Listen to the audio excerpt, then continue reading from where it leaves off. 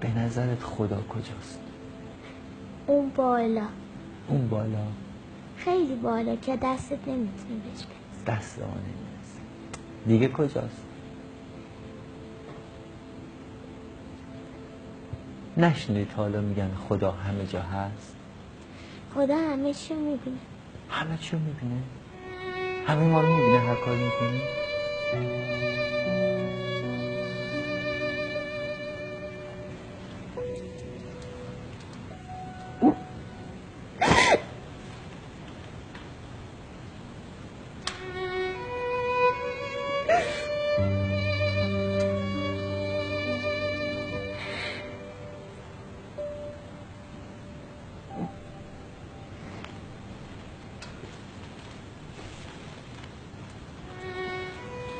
مهدیس خانم چی شد؟ چرا گریت گرفت؟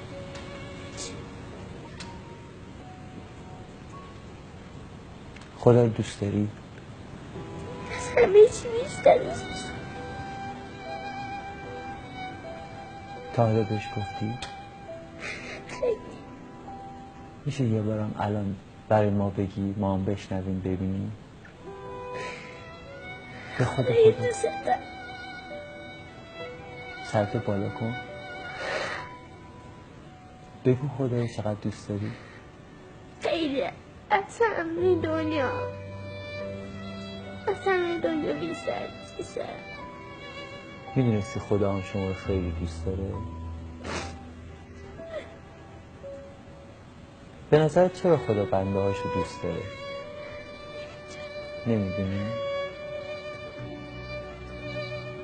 با خدا حرفم میزنی، درد دلم میکنی؟ چیا میگی مهدی؟ مثلا آرزوامو بهش میگم.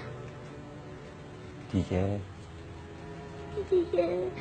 مثلا دعایی که مثلا به بعضیا میگم و بهش میگم که برآوردش کنه. آرزوها رو که بعضیا دارن. آرزوهای دیگران هم میگی خدا برآورده کنه؟ آفرین. به فکر مردم هم هستی؟ مهدیس فکر کنم دوست داری همه شاد باشن، خوشحال باشن. آره؟ درود بر شما. باریکلا. به بیننده هامون بگو که تو ماه رمضان دعا کنید برای بیمارا. دعا کنید خدا به دعاتون گوش میده.